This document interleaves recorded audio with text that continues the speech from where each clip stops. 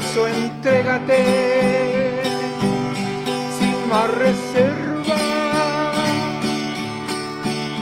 que sin reserva por ti se dio. Jamás olvidé, oh alma mía, las maravillas de tu Hacedor, que por su muerte te dio la vida y eternamente la salvación.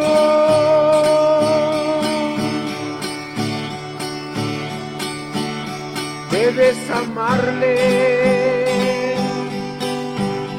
oh alma mía,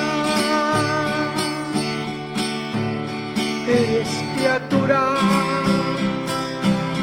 de mi Señor, por eso entrégate sin más reserva, que sin reserva por ti se dio.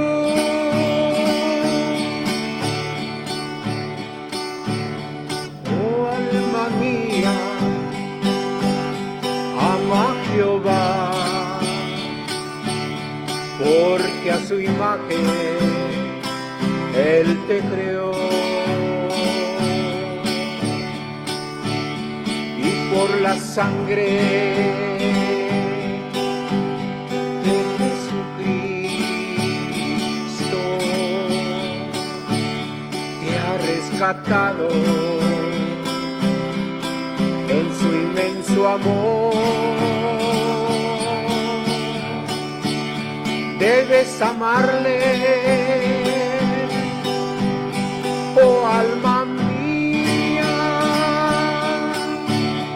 eres criatura de mi Señor, por eso entrégate sin más reserva, que sin reserva por ti se dio. Ama a quien tanto a ti te ha amado, piensa en que nunca te olvidará. Busca a quien siempre ansia encontrarte, bríndale honra, que Él te da paz. Debes amarle, oh alma mía, eres criatura de mi Señor, por eso entrégate sin más reserva, que sin reserva por ti se dio. Oh alma mía, oh alma mía, oh alma mía, oh alma mía.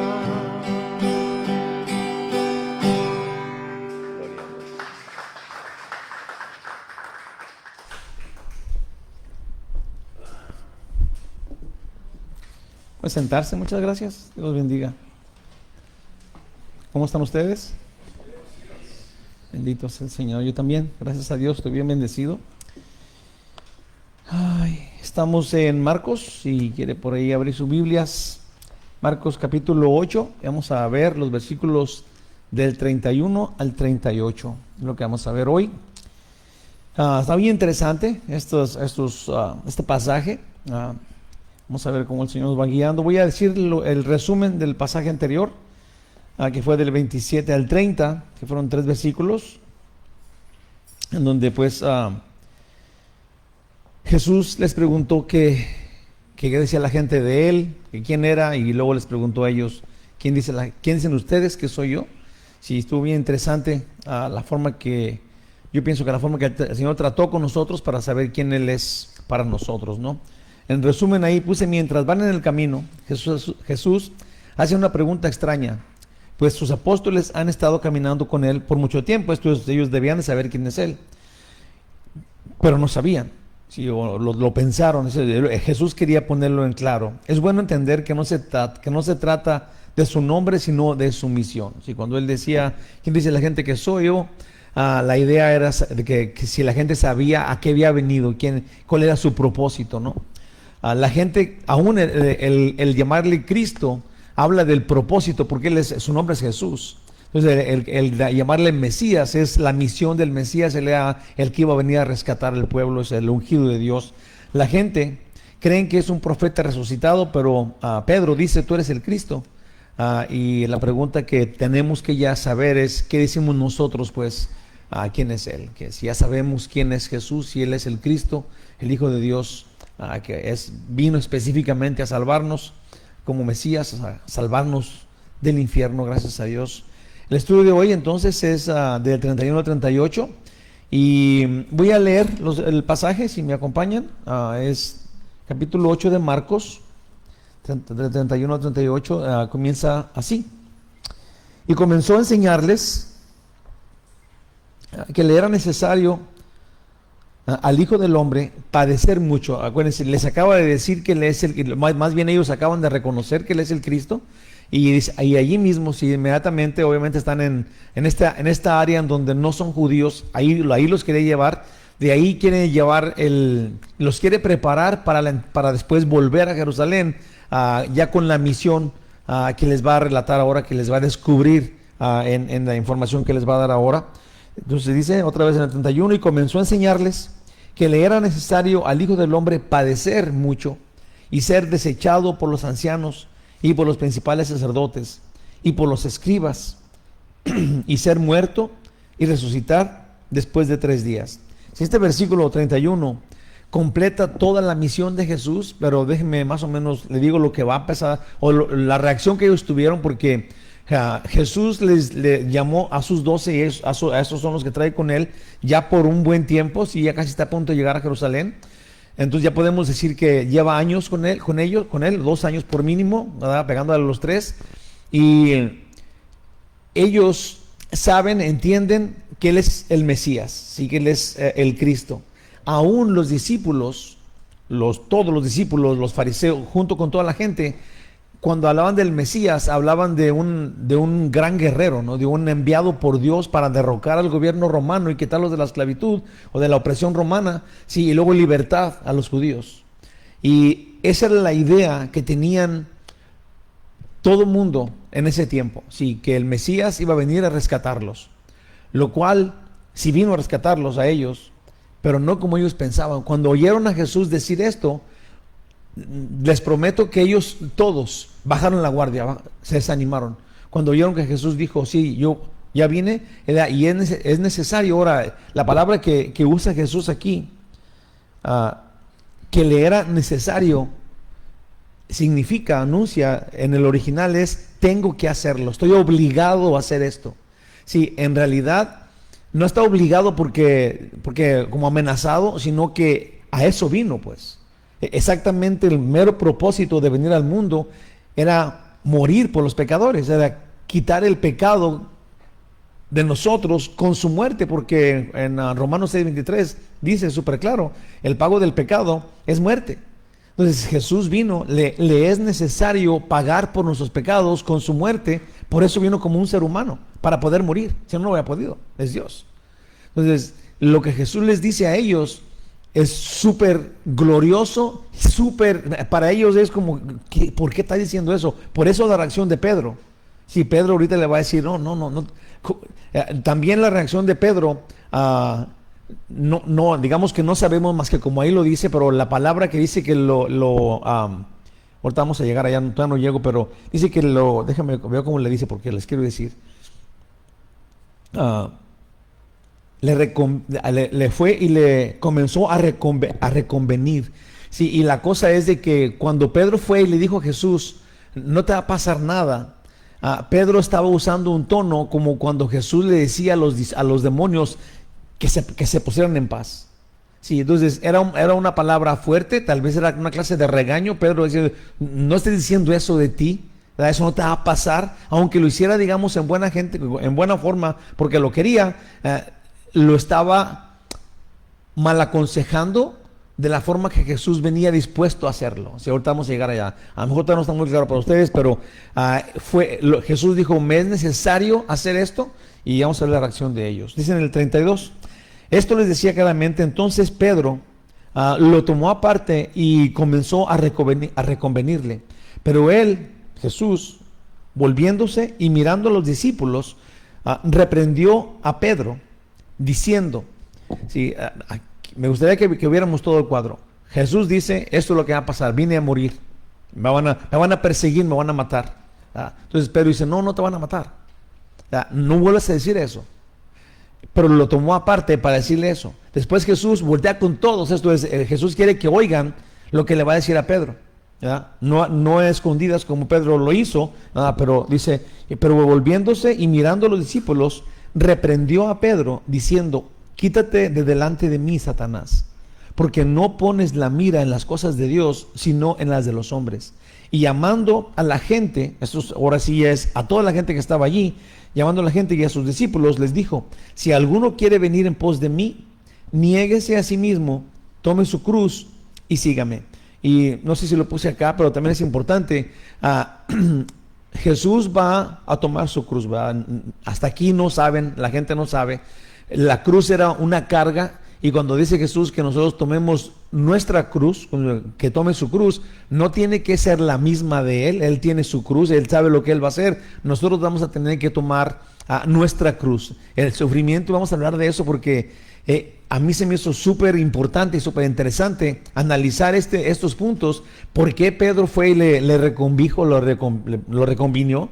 ¿Verdad? ¿Y por qué Jesús lo atajó tan fuertemente como si fuera un demonio? Bueno, le nombró demonio, pero le dijo, te reprendo, lo reprendió, ¿verdad? Y es porque primeramente Pedro y nosotros no nos gusta el sufrimiento. A nadie le gusta de nosotros, ¿verdad? Jesús vino con gozo a sufrir y a morir. Entonces el hecho de que nosotros pensemos del sufrimiento como que es del diablo, y Jesús, de la forma que Él vino a salvarnos, con el mero sufrimiento, con la mera debilidad, destruyó todo lo malo y mató al diablo y a todos sus achichincles. Dice en Filipenses que Él destruyó a todos. En Colosenses dice, destruyó a todos sus amigos y los ridiculizó, ¿sí? Porque puso el acta que era contraria a nosotros, la puso en la cruz, diciendo somos libres ahora. ¿Sí? Entonces, la filosofía de Dios es que con el sufrimiento, aquí lo apunté, ahorita vamos a llegar allá, pero ese sufrimiento te transforma. Sí, en cambio el diablo quiere que ganes, si nosotros, la idea es tener la victoria sin ningún trabajo, lo cual eso no es la filosofía, ese no es el plan que Dios tiene. Okay, vamos a ver. Y llamando a la gente y a sus discípulos otra vez les dijo en el 34, si alguno quiere venir en pos de mí, niéguese a sí mismo, tome su cruz y sígame. Porque todo el que quiera salvar su vida la perderá, y todo el que pierda su vida por causa de mí y del evangelio la salvará. Porque ¿qué aprovechará al hombre si ganare todo el mundo y perdiere su alma? ¿O qué recompensa dará el hombre por su alma? Porque el que se avergonzare de mí y de mis palabras en esta generación adúltera y pecadora, el Hijo del Hombre se avergonzará también de él cuando venga en la gloria de su Padre con los santos ángeles. Otro puntillo que me gustaría hacer así, porque de repente lo oímos pero no lo entendemos. Cuando Jesús se llama a sí mismo el Hijo del Hombre, se está diciendo el Cristo, ¿sí? Porque el Hijo del Hombre anuncia que es diferente que todos los demás hombres, ¿verdad? y que tiene que ser hombre para salvarnos. Entonces, cuando él dice el Hijo del Hombre, se refiere a el Mesías, sí, él, con la misión que él vino a hacer. Sí, aún es Dios, pero cuando él se llama así, él dice, soy Dios, pero aquí soy el Hijo del Hombre, porque lo que vino a hacer, se habla pues de su misión, indica que él es el Cristo. Otra vez, entonces vamos a ver el estudio. Sí, esas son las cosillas que está bien apasionante, está bien bonito. Vamos a ver cómo el Señor nos va guiando a cada uno en entenderlo. Como introducción, así en 4 renglones puse acá, digamos un resumen de todo esto. Jesús habló a sus apóstoles después que Pedro lo reconoció como el Cristo, enviado por Dios a liberar a su pueblo. Jesús dijo que tenía la obligación de padecer de los líderes religiosos y ser matado, más aún debe resucitar al tercer día. Jesús ahora llama a Pedro Satanás, pues la orden de Dios es clara y cada uno debemos obedecer a Jesús. Esto es, si ya sabemos qué dijo Dios, no podemos sacarle la vuelta. Eso es lo que dijo Dios y eso es lo que vamos a hacer. Si no obedecemos a la voz de Dios, a la orden de Dios, Jesús hará juicio contra ti, contra nosotros. Esto es, si el Señor dice que es por fe, si el Señor dice que tenemos que dejar el mundo y seguir a Jesús, no avergonzarnos de su palabra ni de Él, si nos hace avergonzar, la forma de avergonzarnos de Jesús es de ignorarlo. Si no tomar en cuenta su palabra, no tomar en cuenta su misión, entonces Jesús dice, si ustedes ahorita me rechazan, entonces yo lo voy a rechazar el día del juicio porque Él es el juez. Entonces es súper entero el estudio, vamos a ir analizándolo de a poco, glorioso y divino Rey, ayúdanos, guíanos, dirígenos, enséñanos, en el nombre de Jesús te lo pedimos, amén. Entonces vamos a ver versículo 1, vamos a ver de uno por uno, versículo 31, ¿verdad? Primero, y comenzó a enseñarles que le era necesario al Hijo del Hombre padecer mucho y ser desechado por los ancianos, por los principales sacerdotes, por los escribas, y ser muerto y resucitar después de 3 días. Yo le debo un versículo que tengo aquí en Filipenses. Este obviamente lo escribió Pablo, pero entendiendo lo que Jesús estaba haciendo, y obviamente que si lee las cartas de Pedro, Pedro habla mucho del sufrimiento y del gozo por el sufrimiento, porque entendió la lección.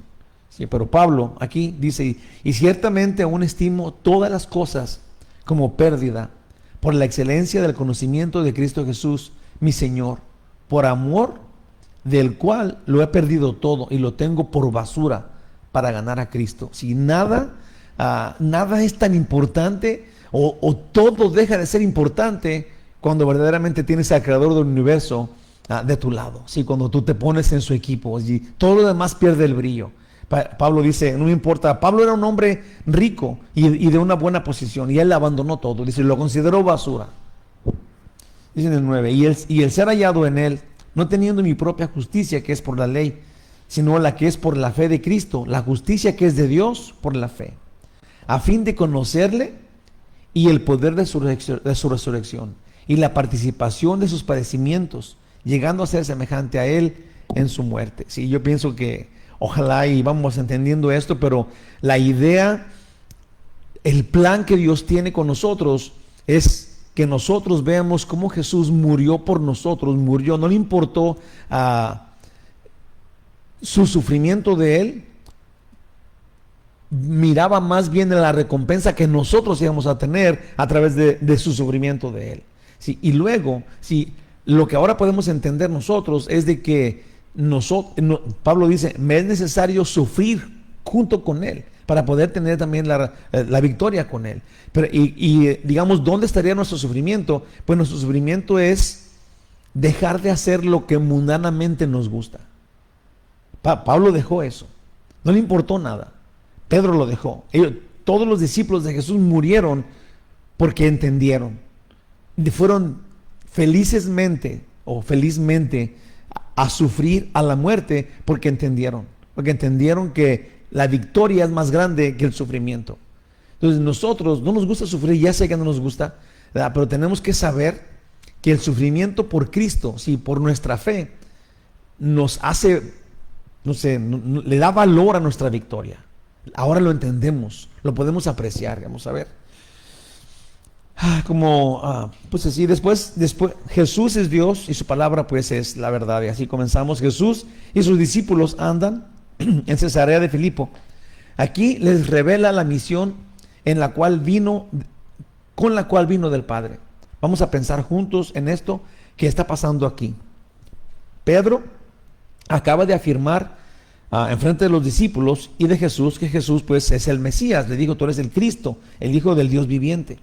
Al principio del ministerio de Jesús, Jesús dijo que Él es el ungido de Dios. Eso está en Lucas 4, 17 al 21. Dice: y se le dio el libro. Cuando había llegado a Nazaret, estaba en la sinagoga y se le dio el libro. Él lo agarró y se le dio el libro del profeta Isaías. Habiendo abierto el libro, halló el lugar donde estaba escrito así: el Espíritu del Señor está sobre mí. Eso estaba leyendo Jesús. Y por cuanto me ha ungido para dar buenas nuevas a los pobres, me ha enviado a sanar los quebrantados de corazón, a pregonar libertad a los cautivos y vista a los ciegos, a poner en libertad a los oprimidos, a predicar el año agradable del Señor. Y enrollando el libro, Jesús lo dio al ministro y se sentó. Y a los ojos de todos en la sinagoga,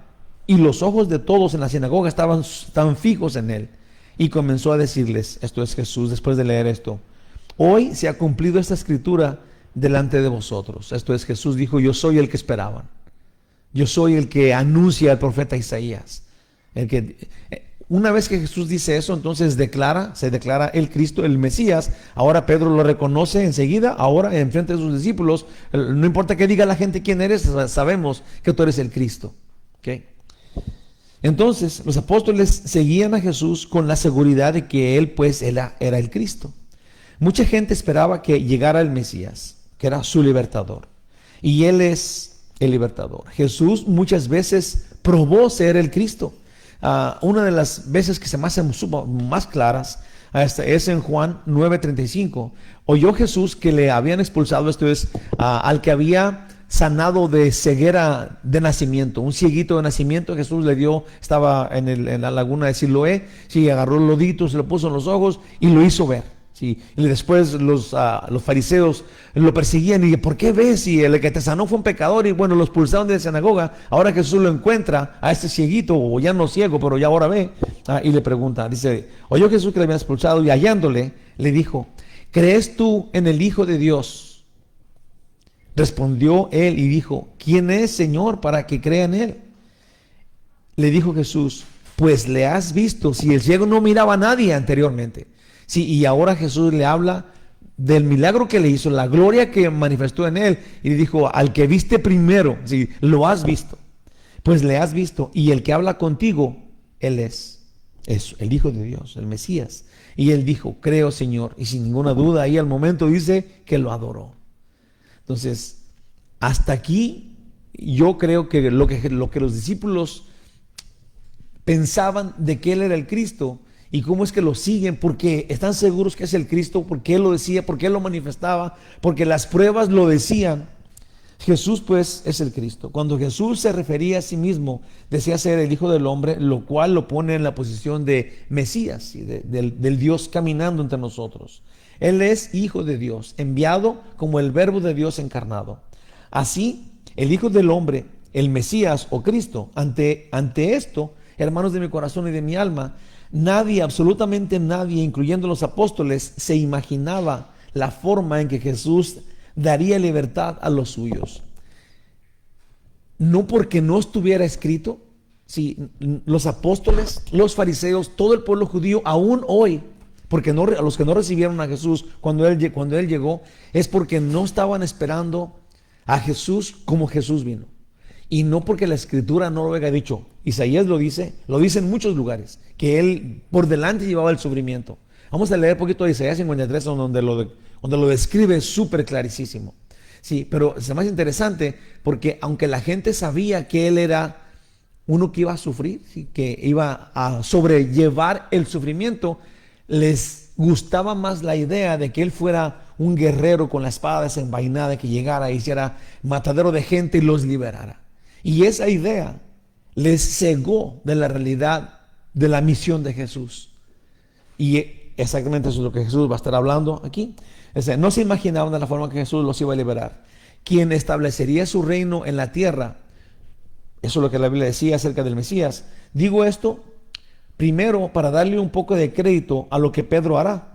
Sí, porque vemos a Pedro y luego nos podemos enojar con Pedro porque Pedro dice eso, ¿verdad? ¿Es malo Pedro o qué? Lo que pasa es de que todos pensaban así.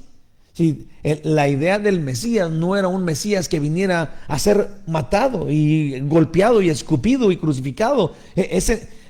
Aunque la Biblia lo decía, no les gustaba ese Mesías. No lo entendían. Creían al guerrero, al defensor que obviamente vino y los rescató exactamente todo, pero no como ellos lo pensaban.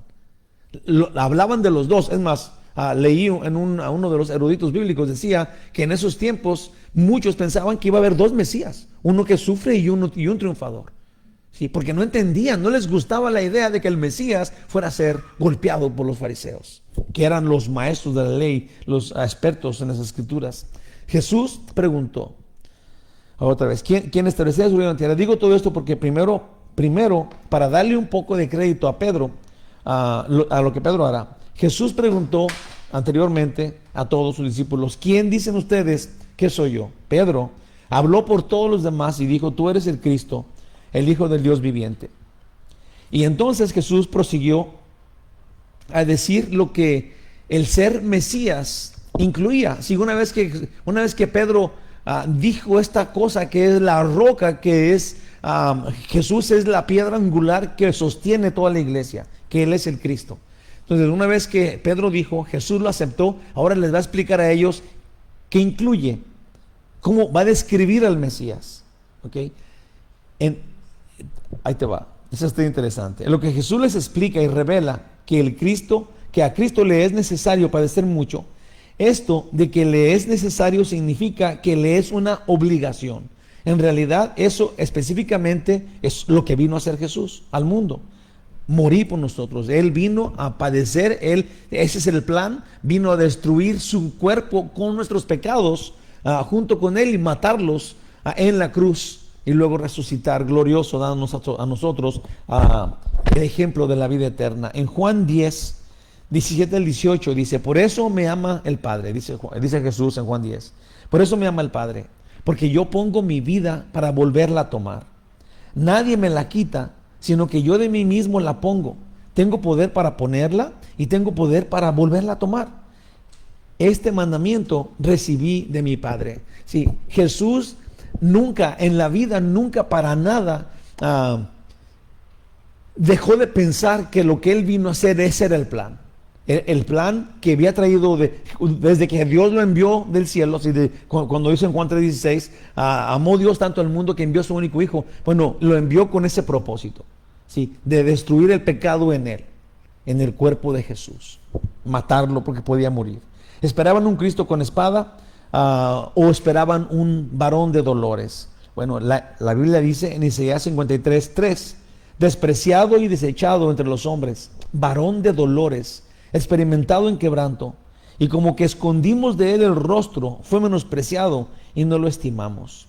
Sí, obviamente que describe perfectamente a Jesús, porque la gente no entendía que Él, aunque oían, no les gustaba eso, y luego Jesús vino y lo hizo frente de ellos, y muchos de ellos se hicieron disimulados, como que no lo conocían, porque estaban matando al Mesías. Pues no era concebible eso. El Mesías debía de matar a todo el mundo. Él era el libertador, el guerrero enviado por Dios, ungido para hacer esto. Y ahora, cuando empezaron a perseguirlo y a golpearlo y a aventarlo y a escupirlo y lo llevan encadenado entre las calles, o sea, obviamente ponlo así, era vergonzoso para la gente que esperaba ver un Mesías triunfador, y ahora estaban golpeándolo a su Mesías. Entonces, el llamarle Mesías a Jesús, era fácil cuando estaba caminando en las aguas con todo esto, pero cuando lo habían golpeado, y la primera sorpresa es esta, cuando Jesús le dice, eso es lo que me va a pasar, a eso vine.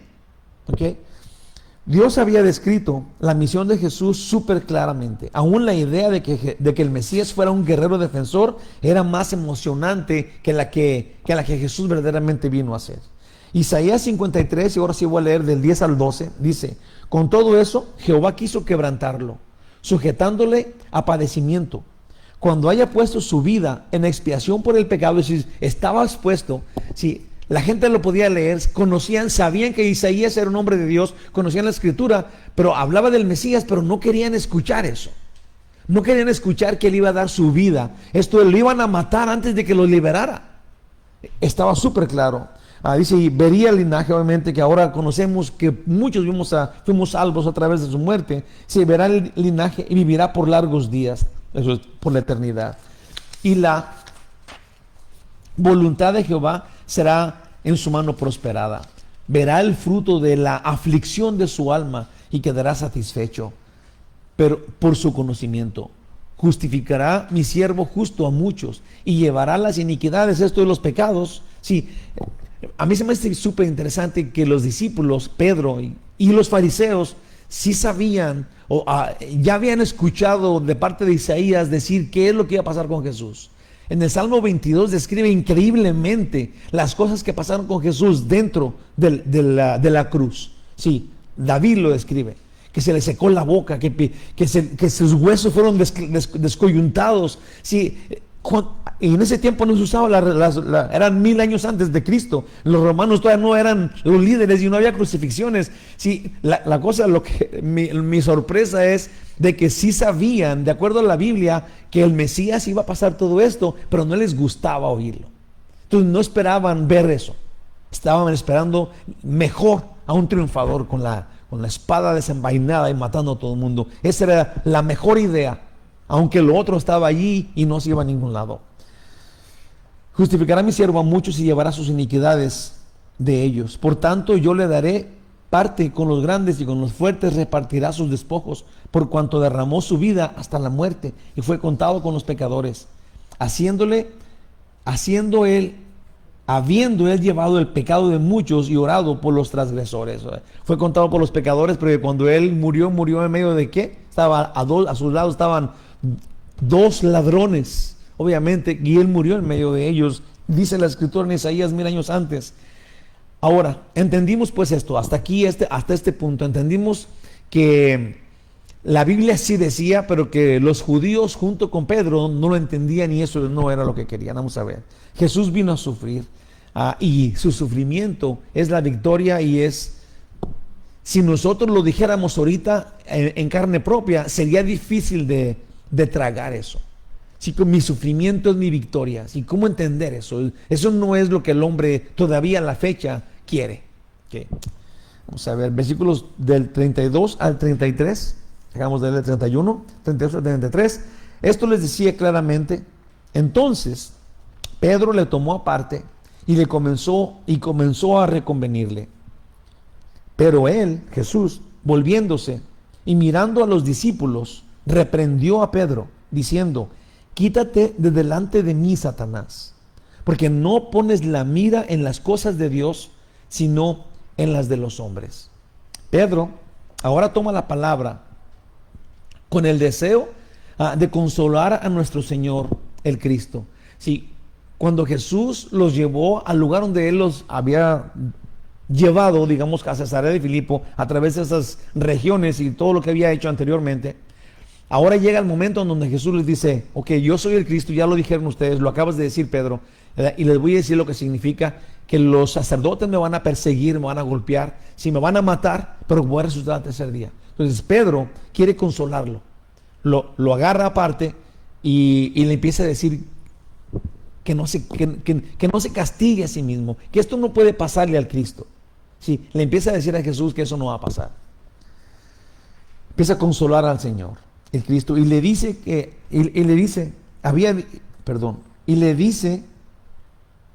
no te preocupes, nada de eso te pasará. Obviamente lo que le dijo, nadie te va a atacar ni matar. Ya no digas eso de ti, Jesús.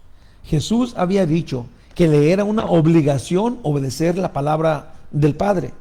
Pero lo que Pedro le dice ahora es contrario a lo que Jesús acaba de exponerles. Sí, Jesús no está, y eso es en toda la Biblia.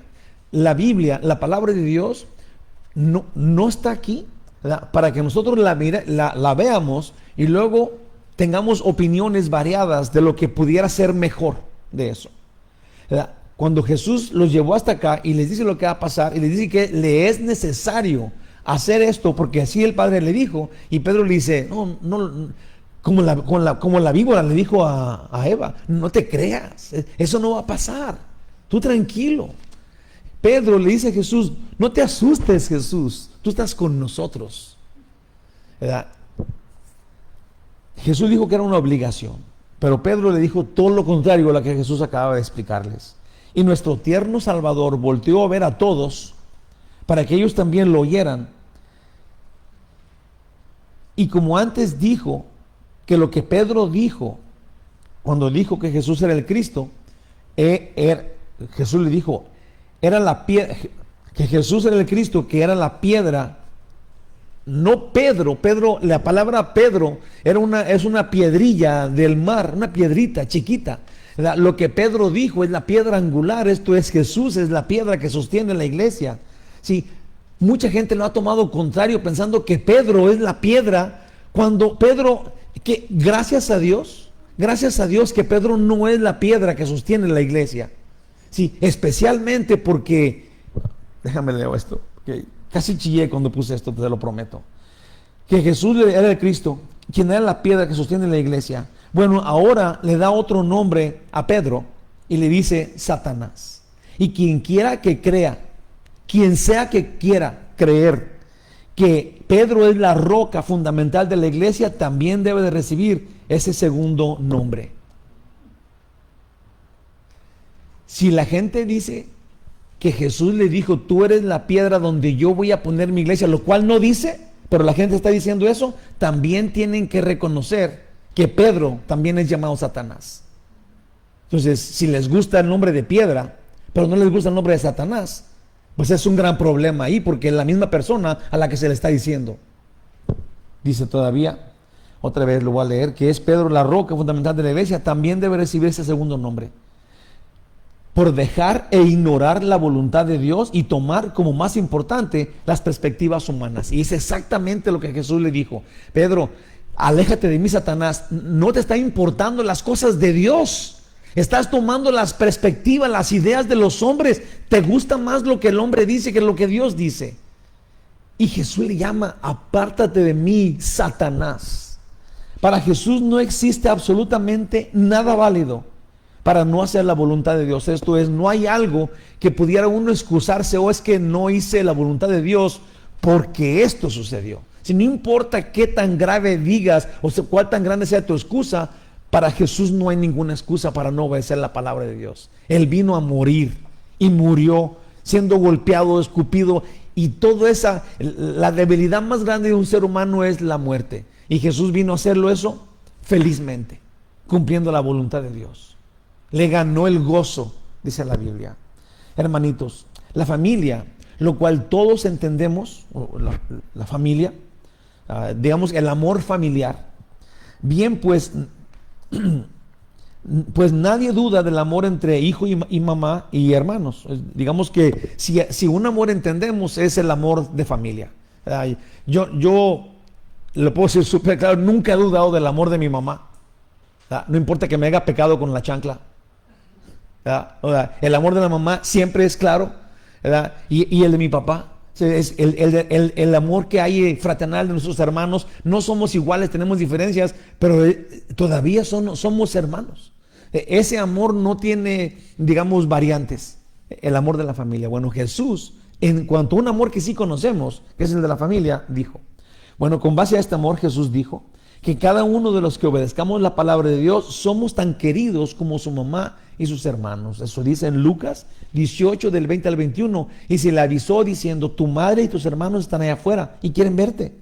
Él entonces respondiendo les dijo, mi madre y mis hermanos son los que oyen la palabra de Dios y la hacen. Sí, entonces así de mucho y de entendible es el obedecer la palabra de Dios. Sí, solamente, de ninguna otra forma vamos a entender el amor que Dios tiene por nosotros y la importancia que hay en obedecer su palabra. Si no entendemos el amor de Dios, hay gente que no lo entiende. Bueno, entendamos que Jesús dice, si tú cumples la palabra de Dios, te quiero igual que a mi mamá, igual que a mis hermanos. Entonces es importante que viendo todas estas cosas entendamos pues a Jesús diciéndole a Pedro, aléjate de mí, que no ves que me es una obligación hacer esto y luego vienes tú a decirme que eso no me va a pasar. Y le llamó pues Satanás.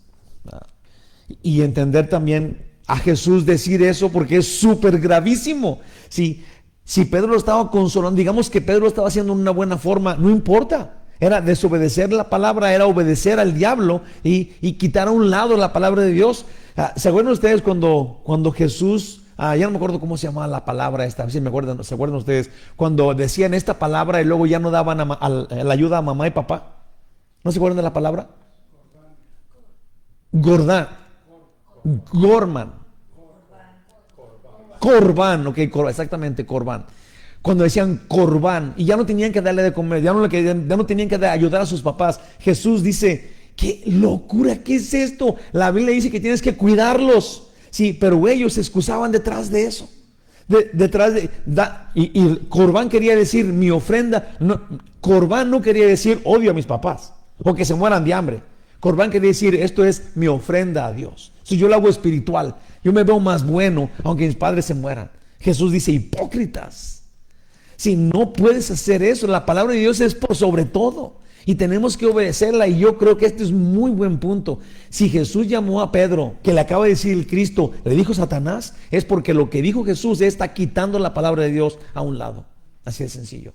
Y tenemos que saberlo. No hay nada pues que nosotros podamos poner enfrente, excusarnos para no obedecer la palabra de Dios. La palabra de Dios es por sobre todo para nosotros. Para el cristiano de fe genuina, la verdad no es opcional. Pues aquí es opcional, pero no es opcional. Pues si nosotros decimos que Jesús es nuestro Señor, entonces intencionalmente debemos someternos con obediencia. Si Jesús es nuestro Señor, si hemos proclamado que Él es el Señor de nuestras vidas, que Él es el Cristo que vino a salvarnos y lo logró, entonces lo mínimo que tenemos que hacer es oír qué dice Él y luego hacerlo. Oírlo, entenderlo, aplicarlo a nuestra vida, que es lo que estamos haciendo aquí cada vez. ¿Qué dice Dios? ¿Cómo aplicar esto en mi vida? Pues a Jesús no le agrada que le llamemos Señor, pero que ignoremos su palabra y voluntad. Sí, esto ha sido tan, a ver si lo encuentro una palabra, lo hemos choteado tanto, ¿sí? Llamarle a Jesús, aparentar ser espirituales, pero luego en nuestra vida, si tú vas a un lugar donde no te conocen, donde no saben que eres cristiano, y luego duras ahí 2 semanas, y todavía no se dan cuenta que eres cristiano, aquí hay un gran problema. No porque digas que eres cristiano, sí, pero tu vida, en el normal de tu vida, te vean o no te vean, tienes que someterte a su palabra. Tienes que vivir santamente. Tiene la gente que oír a Jesús hablar por tu boca, aunque tú no digas que eres cristiano. Tiene que verte amar a los otros. Sí, tienes que ser bien genuino. Mateo 7, 21 y 23 dice: no todo el que me dice Señor, Señor, entrará en el reino de los cielos, sino el que hace la voluntad de mi Padre que está en los cielos. El que hace la voluntad de mi Padre que está en los cielos. Hay aquí un punto, ¿verdad? Porque de repente podríamos pensar, ¿sí?, que si fallamos poquito el Señor no nos va a aceptar, y no es así, porque nosotros, en la voluntad de Dios es que confiemos en Jesús. Sí, una vez que confiamos en Él, le entregamos nuestra vida, Él es nuestro Señor. Jesús vino y dijo: yo no vine a imponer la ley, yo vine a cumplir la ley. Entonces, lo que Él hizo nos cuenta para nosotros. Cuando tú aceptas a Él, cuando aceptas a Jesús como Señor y Salvador, pasas a ser digno. Pero pasas a ser digno de estar en la presencia de Dios para siempre. Pero verdaderamente creemos que cuando aceptamos a Jesús, nuestra vida, ¿sí?, cambió a santidad aceptable en nuestro vivir. No es así. Absorbimos la santidad de Jesús, y en la santidad de Jesús Dios nos declara inocentes y dignos. En el poder, en la autoridad, en la santidad, en la majestad de Cristo, que ahora es tu Señor. Es tan importante que nosotros vivamos con un Señor, que con Jesús en nuestras vidas, porque el que sea tu Señor te da completamente el regalo de la salvación, y el Padre acepta la santidad de Él en ti, en mí, que no somos ni siquiera tantitos santos, pero el Señor te acepta y te sienta en los lugares celestiales en Cristo Jesús, porque es su santidad. Ahora, eso quiere decir que yo voy a hacer lo que a mí me da mi gana. Si haces eso, si aceptas a Jesús en tu corazón y vives como si Él no existiera, pues no es tu Señor. No porque me diga Señor, Señor. Súper claro, súper claro. Yo no creo que esté confuso esto. Nosotros le llamamos a Jesús Señor cuando Él es el Señor de nuestra vida, cuando nosotros vivimos sumisos a su majestad de Él. No todo el que me dice Señor, Señor entra al reino de Dios, en el reino de los cielos, sino el que hace la voluntad de mi Padre que está en los cielos.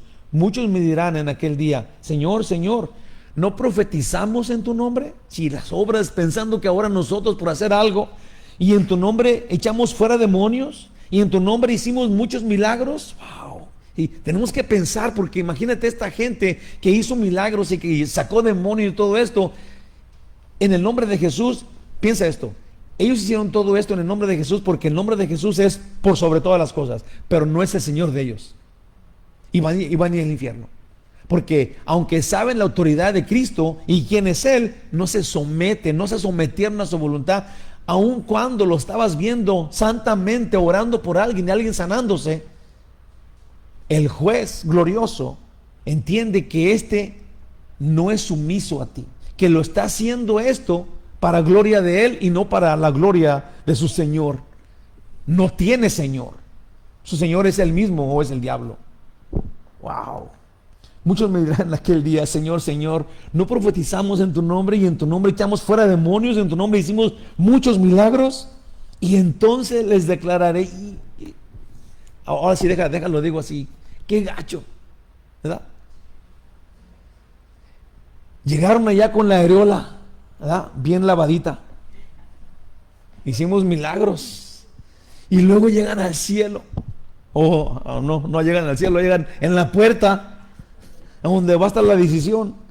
Dice: y entonces les declaré: no os conocí, apartaos de mí, hacedores de maldad. Y luego, wow, se van con su aerolita al cielo, al infierno para siempre. Sí, hermanos, qué importante es este mensaje.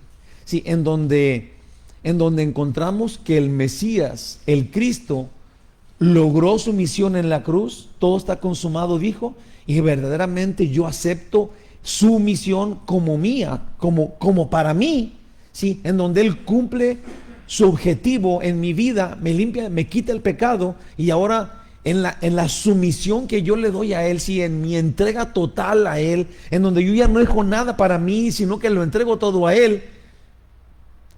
Digamos que me hago esclavo de Él, entrego todo. Señor, ya soy tu esclavo. Y luego, cuando yo le entrego toda mi libertad a Él, entonces apenas soy libre.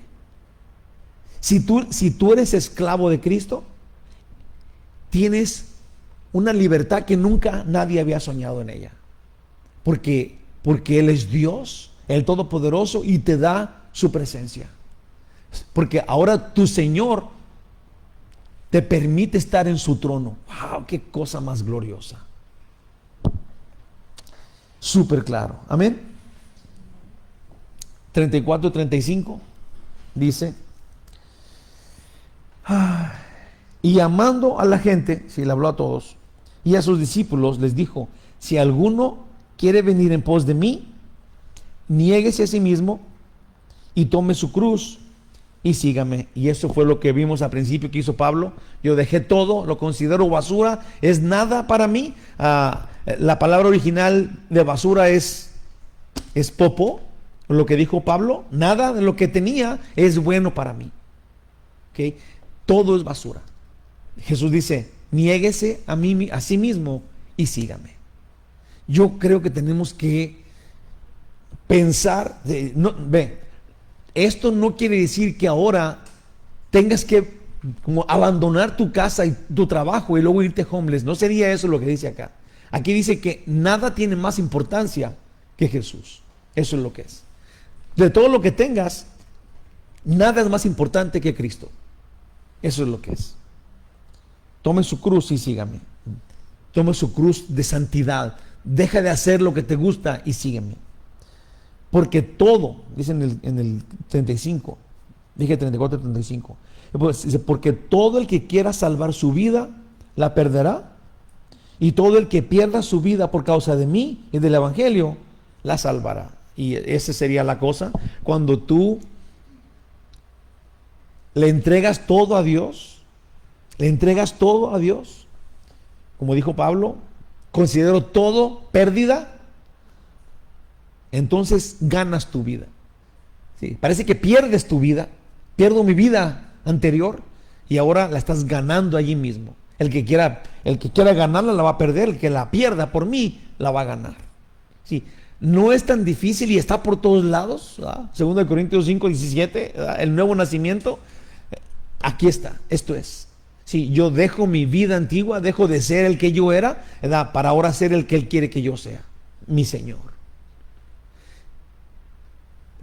Es bien radical, pero es bien sencillo de hacerlo. Es cosa que quieras. Es una decisión. Si podemos seguir, yo me he pensado mucho en la persona que yo era antes de Cristo, ¿verdad?, y cómo me miraba y cómo hablaba, y soy muy parecido todavía al patán que era.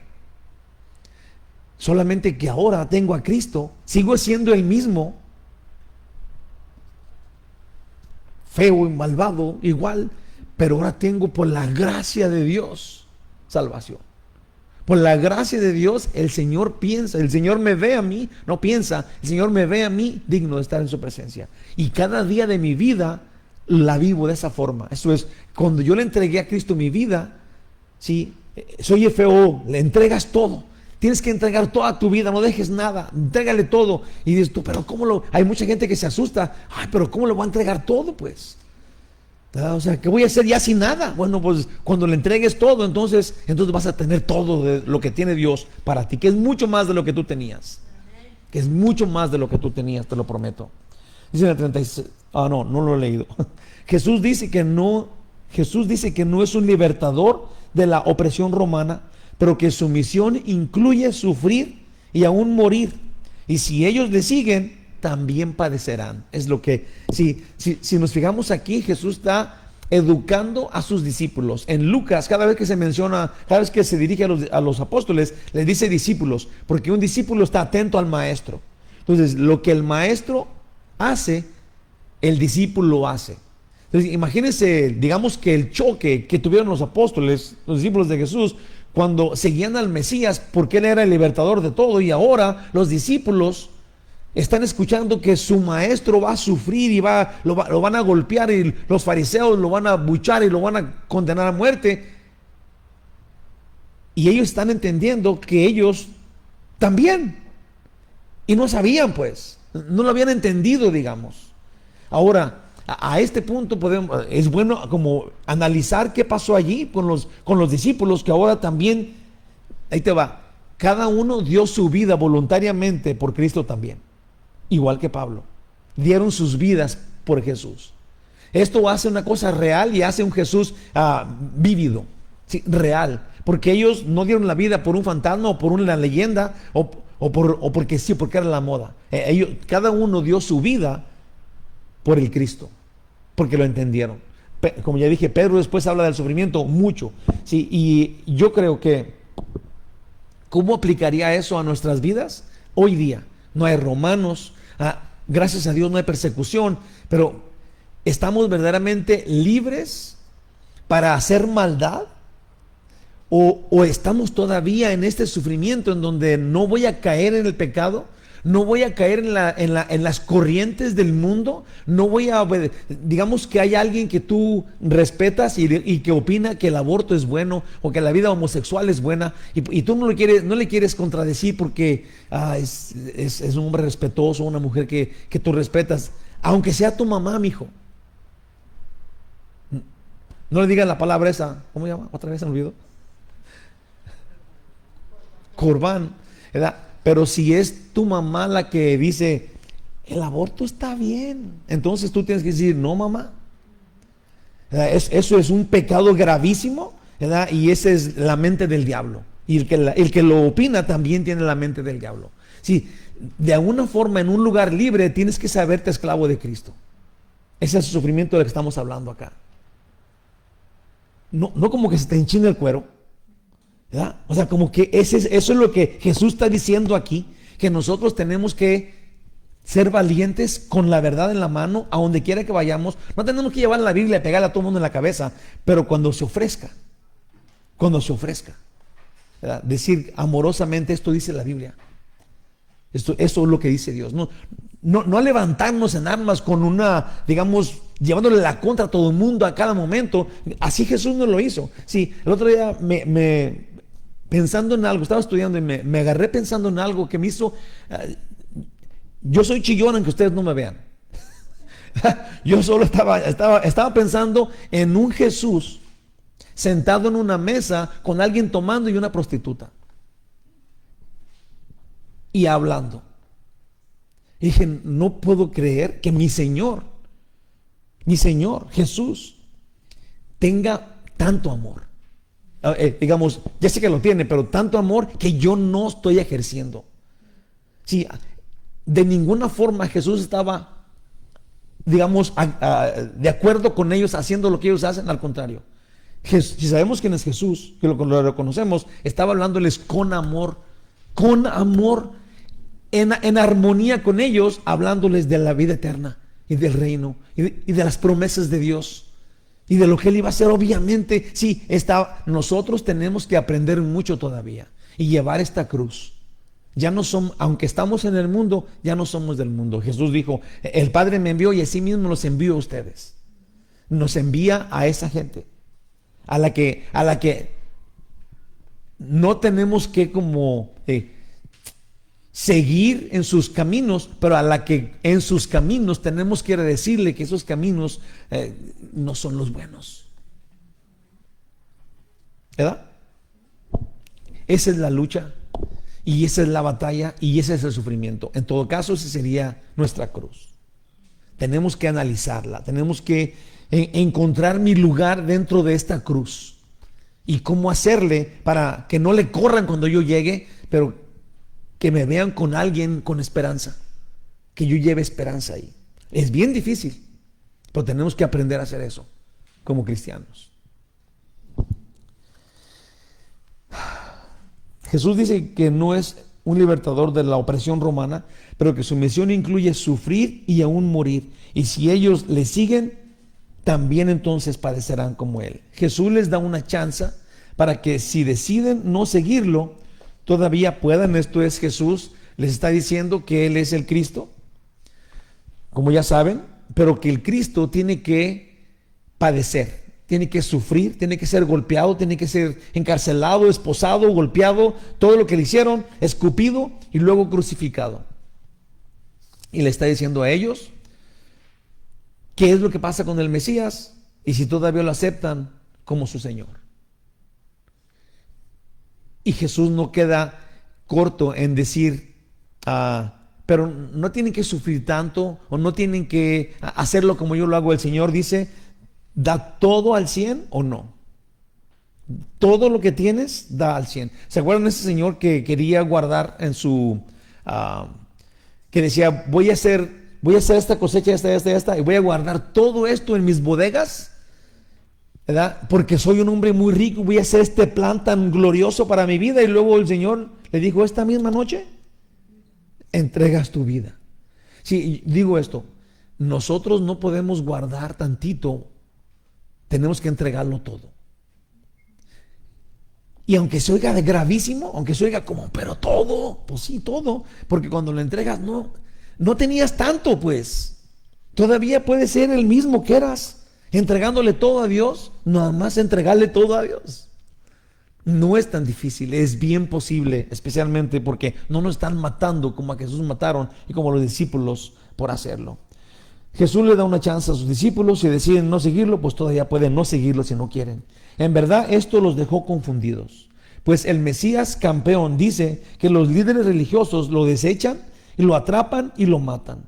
Jesús dice que resucitará, pero eso es imposible para un ser humano. Los apóstoles conocían la filosofía del diablo, que es gloria sin sufrimiento, y es la filosofía del mundo. Pero esta es la filosofía de Dios: sufrimiento transformado en gloria. Los profetas anunciaron del sufrimiento de Jesús y también de la gloria de Jesús. No me quiero como salir de esto, ya voy a acabar, pero me acuerdo que en el mundial los japoneses dijeron en uno de los juegos que preferían perder con honor que ganar, digamos que con trampa. Y yo digo, no es que los japoneses, pero eso es lo que es. Cuando pierdes, cuando sufres por Cristo, no estás sufriendo, no estás perdiendo. Verdaderamente estás ganando. Y eso es lo que Él hizo. Y eso es lo que tenemos que hacer, es lo que nos está invitando a hacer. Pero también de la gloria, pues los profetas anunciaron de su sufrimiento, como ya vimos de Isaías, y también anunciaron de su gloria. Pero la gente escogió abrazar solo la victoria sin el adecuado orden, esto es, sin el sufrimiento. La gente, el mundo, el diablo enseña que tengas toda la victoria y sin sufrimiento. Eso sería lo mejor, ¿verdad? Cuando a través del sufrimiento Dios te da la victoria, y cuando la recibes a través del sufrimiento, cuando la entiendes y esa te transforma en victorioso, la gozas mucho mejor, la disfrutas mucho mejor. Eso es lo que Dios quiere que hagamos y eso es lo que Él hizo. 1 Pedro 1:11 dice: escudriñando de qué persona y qué tiempo indicaba el Espíritu de Cristo que estaba en ellos, el cual, eso sería los profetas, el cual anunciaba de antemano los sufrimientos de Cristo y las glorias que vendrían tras ellos. ¿Sí? Pedro está diciendo que los profetas habían anunciado el sufrimiento de Cristo y la gloria que venía tras ese sufrimiento. Ahora Pedro lo entendió después, obviamente después de esto, los apóstoles, cada uno lo entendió. Sí, que era Jesús iba a sufrir o sufrió, pero les dio la victoria. Ahora todos lo entienden y lo disfrutan. Observemos lo que dice puse otra vez 35 a 37, que es 36 y 37. Dice aquí,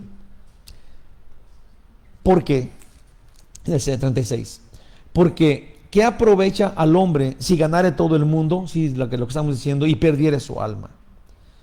¿O qué recompensa dará el hombre por su alma? Si pierdes todo, si pierdes todo, perdón, si ganas el mundo, dice acá, si ganas el mundo y pierdes tu alma, ¿cómo puedes comprar tu alma? No hay chance. Jesús está diciendo algo que no es posible. ¿Qué recompensa podría dar el hombre por su alma una vez que la perdiste por el mundo, por los bienes materiales, por ganar, por ser el triunfador sin sufrir, sin trabajar? Una vez que la pierdes, no puedes ganarla, la perdiste. Entonces, Jesús, puse acá, Jesús ante la multitud enseña que hay 3 condiciones a seguir. Entregarle, puse acá, todo. La segunda, ser transformados empezando de cero, morir con Él, sufrir por dejar todo atrás para así recibir una completa victoria y libertad, que es el nuevo nacimiento. Sí, entregarle todo, dejar tu vida antigua, pero luego vivir de nuevo.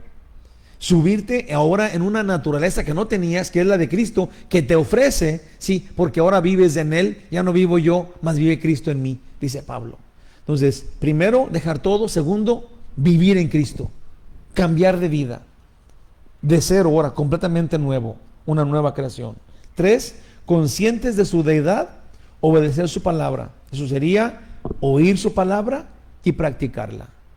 ¿Sí? A Jesús le es importante que obedezcamos la palabra de Dios, los suyos. Entonces, los suyos vivimos una vida nueva con base a la palabra de Dios. ¿Qué dice Dios?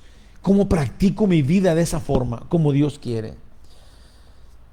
Ese sería esos dos versículos. No puedes, lo voy a leer otra vez, porque ¿qué aprovecharía al hombre si ganare todo el mundo y perdiera su alma? Esto es, tienes que saber que no hay ninguna victoria en ganar todo sin sufrimiento. Si tienes todo pero no tienes a Jesús, verdaderamente no tienes nada. ¿O qué recompensa daría al hombre por su alma? No hay una forma de ganar su alma. Una vez que el hombre pierde su alma por el mundo, entonces se queda en el mundo y se queda pues fuera de Dios. En el 38 termina, dice, porque el que se avergonzare de mí y de mis palabras en esta generación adúltera y pecadora, el Hijo del Hombre se avergonzará también de él cuando venga en la gloria de su Padre con los santos ángeles. Cuando venga en la gloria de su Padre. Si no puede ser algo diferente, si es en la gloria de Dios, que es la misma gloria de Dios en Cristo, que es Él.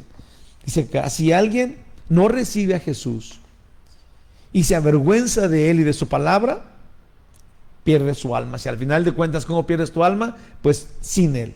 Si no lo tienes a Él, si no lo recibes, si no le llamas Señor, si Él no es tu Señor, entonces no tienes salvación, pierdes tu alma. Si pierdes tu alma, no hay nada que puedas hacer para recuperarla. Perdió de tener entonces la vida eterna. Una vez que a alguien le gusta más el mundo, si la Biblia dice que si eres amigo del mundo, pasas a ser enemigo de Dios. Entonces, si te ganó el mundo y el mundo está tan bonito y la carne y todas las cosas que incluye vivir sin Dios son las que te complacen y eso es lo que quieres, pues entonces te quedas sin Dios, pierdes tu alma y no hay forma de obtenerla para atrás, la perdiste tú solo. Dios no te quitó la salvación, tú la desechaste, pues no la quieres, pierdes su alma y no hay más. Jesús lo desecha de su reino. Si es a veces que hay gente que dice, pero ¿cómo puede ser un Dios tan bueno que te va a mandar al infierno? Pues es que Él no quiere mandarte al infierno. Él ya vino, hizo todo, vino del cielo, se hizo carne como tú, se hizo esclavo, se hizo una de su creación para que tú no hagas nada, para llevarte al cielo de gratis. Y luego cuando no lo quieres, cuando lo rechazas, realmente Él no te está mandando al infierno, es que tú no lo quieres el cielo, es que tú no quieres a Él. Es que prefieres el infierno. Sí, qué triste y qué angustioso que gente tan inteligente como los seres humanos, que somos jueces del bien y el mal, escojamos el infierno y digamos no hay Dios, cuando no hay ninguna otra explicación posible, normal, que hable de la creación que somos. Sí, ¿es Dios o es infierno? Es así de sencillo. Y nosotros, por conveniencia, teníamos que entregarle nuestras vidas a Cristo. Por conveniencia, porque no hay nada del otro lado. O tienes a Dios, no tienes nada. Ojalá no tuvieras nada, tienes el infierno, porque ese es el plan. O vas al cielo y tienes la vida eterna, o el infierno eterno. Jesús, de la forma que Jesús describe el infierno, es tan sencillo: la angustia y rechinar de dientes. Yo ni me imagino a alguien con un dolor que no puede expresarlo. Además está angustiado, rechinando los dientes, porque ese es el infierno eterno, sin salida, para siempre. Es terrible. Si yo creo, hermanos, que si algo entendamos que Él es el Cristo y que es mi Señor, que es nuestro Señor, hay que seguirlo a Él. Y luego Él nos da su presencia, su Espíritu Santo, para que en la vida sigamos con Él cerquitas, en su poder, porque eso es lo que Él quiere. Pues acá, conclusión final. Cristo pagó nuestra deuda por fe, por gracia nos salvó.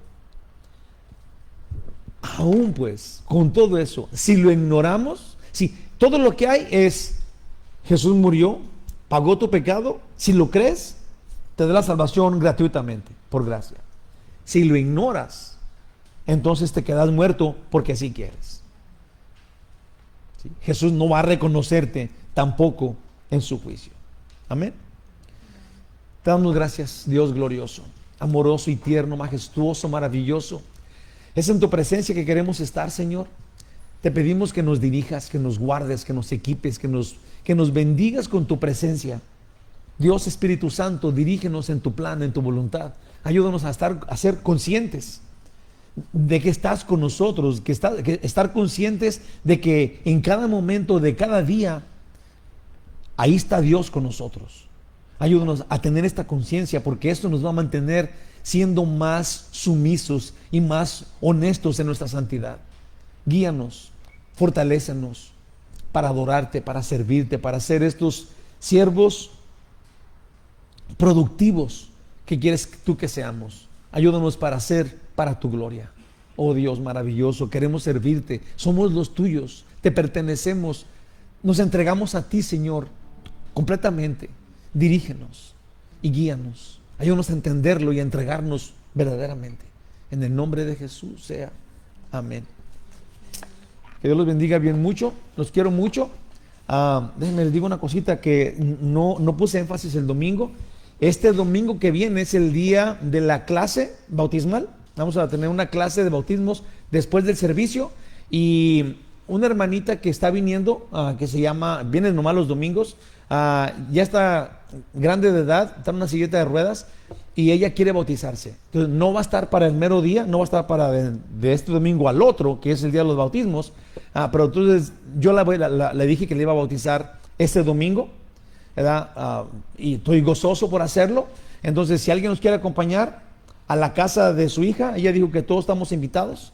Entonces, si alguien más quiere bautizarse, este domingo, después del servicio, vamos a tener junto con Lupita la clase de bautismos. ¿Okay? Este domingo, después del servicio, clase de bautismo, luego nos vamos a su casa, tenemos el bautismo de ella y luego para el otro domingo los bautismos de las demás personas. ¿Okay? Que los bendiga, los quiero mucho.